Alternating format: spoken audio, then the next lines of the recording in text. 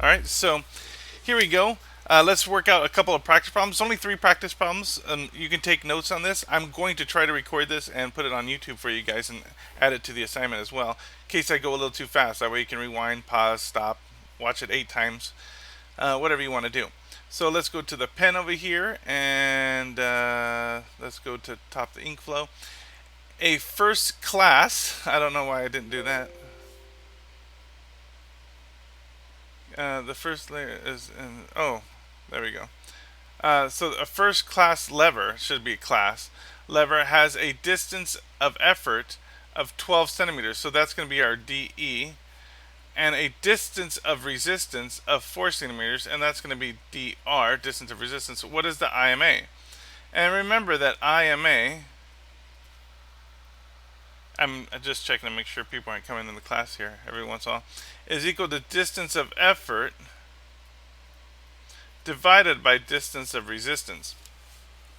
So if we type those two values in, this 12 right here and that 4 right here for the distance of resistance, we're going to get 12 centimeters divided by 4 centimeters. And the cool thing is it doesn't matter what unit you're using. Sometimes when you're doing physics, math, and science, the units what you use is very important. However, as long as they're the same, that's the only thing that really matters, then it doesn't matter, because notice that when you divide centimeters by centimeters, centimeters cancel out. So we're just looking at 12 divided by 4, which is 3. And this is a unitless value, it's just a ratio. And so the ideal mechanical advantage of this particular machine is 3. It would look something like this. There would be a lever. One side's a lot longer, so I should probably draw it like this. And one side, the dr, has some sort of weight on it, like a big weight, and it's equal to 4. And the other side is going to be longer. It's 12 centimeters, and there's some sort of effort right here, like somebody pushing down on it to lift this weight up, of course. And the mechanical advantage is 3. What that means is that it's going to be 3 times easier for you because you're pushing on the longer end. If you switch this around, just give you a heads up, if you switch this around, it'd be the opposite. If I put the weight way over there on the long side and I try to push that short side, I have to push 3 times harder. But right now I'm pushing the longer end, and thus it's an ideal mechanical advantage of 3, which means I have to push 3 times further, but 3 times less hard, which is kind of cool than the weight itself. So that's it on that. And if you guys ever have questions, make sure you just throw them in the chat. And next, let's see if I can disappear that, bring that one around. There we go. Next question. So a second class lever, so now I'm just using a different class lever, but I'm doing this on purpose because I want to prove that it doesn't really matter, has I'm using 20 inches now because remember I told you units don't matter, so I'm doing that on purpose. And here I'm calling it an effort arm. I'm not calling it distance of effort. So I'm just trying to show you that you can use different words. It's not a big deal. It's still the same thing. And a resistance arm of 2. So this is dr, and this is a 20-inch effort arm, so that's DE. Okay? So I know here they didn't say a distance of effort and a distance of resistance. They didn't say that. They said it's a 20-inch effort arm. Okay, so it's the distance of effort is 20 inches. A resistance arm of 2 inches, so the distance of resistance is 2 inches. And what is the IMA? And again, the equation is the same.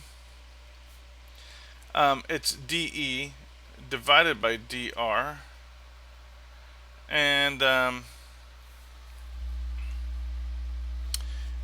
then that equals effort is 20 inches divided by 2 inches. And remember, since inches and inches cancel out, it doesn't really matter what unit. We could be measuring it in I don't know, in pencils or something. It doesn't really matter. And they cancel out. It's just a ratio. And 20 divided by 2 is 10, and that's the answer. There's no unit here. It's just 10. And all that means is that you'll be pushing 10 times less than the weight. This is a second class lever. So let's draw that. There's going to be a fulcrum on one end. It doesn't matter which end I draw it on. And in a second class lever, the weight is always over here somewhere in the middle, and you always push up at the end to lift it. And so this is your effort, and the weight is pushing down. That would be your resistance, I guess. So this distance is your dr, and this, sorry, oops, I almost messed up. It is not that distance right there. Let me get an eraser. I almost said that distance from there. Wait, what? That's not an eraser. What am I doing? Oh, I know what I'm doing. I'm erasing the paint behind it. That's weird. All right, then I'll just ignore that here. I won't use my eraser. So the distance from the fulcrum to all the way here is the distance of your effort, and that's your distance resistance. So in this case it would be 2, and this would be 20, and I just want to make sure. Oh,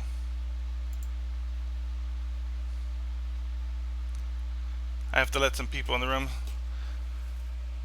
Alright, so this right here is, and that's pretty much what it would look like.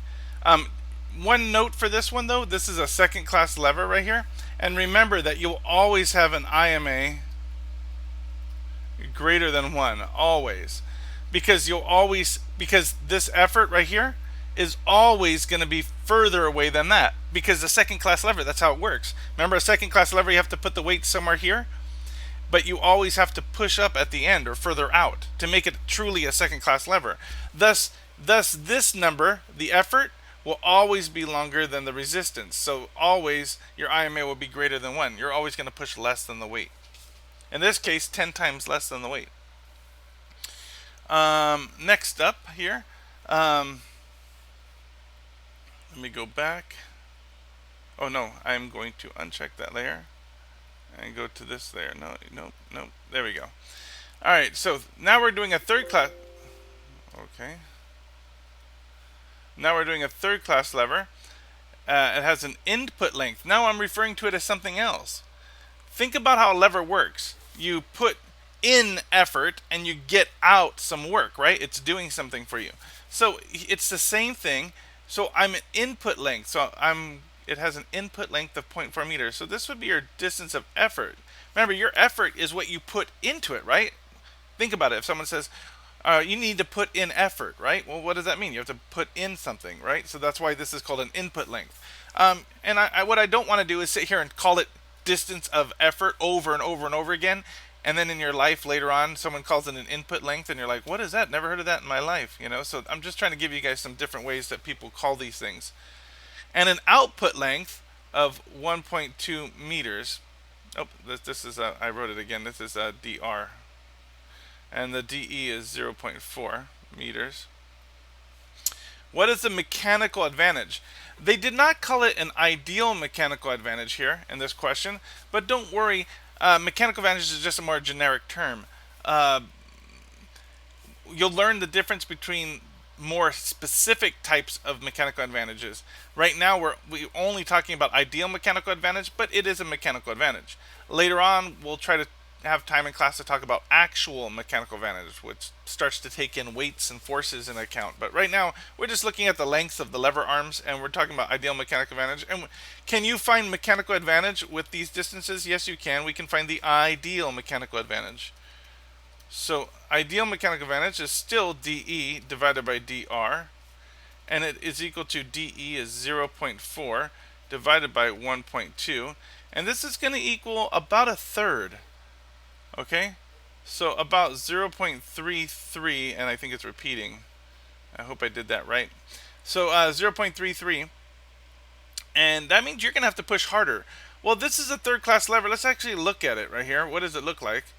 Remember, I could draw the fulcrum over here again. I could draw it over here. It doesn't matter which one. I'll just draw it over here just to change things up.